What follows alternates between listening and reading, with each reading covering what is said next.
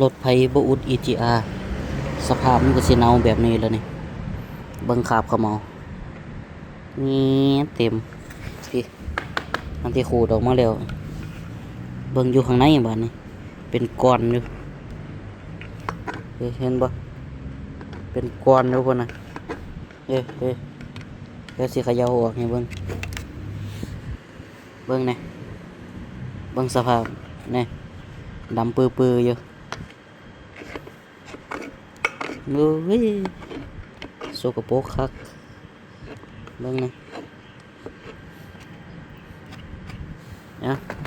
เดี๋ยวสิเคาะออกให้เบิ่งบัดนี้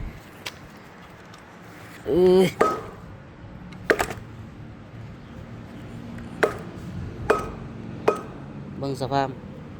โอ้โห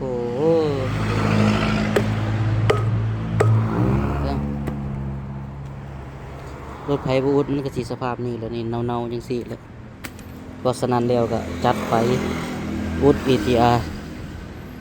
ใครอยากอุดก็ยิงกลางเข้ามารีแมปปิดโคดก็ได้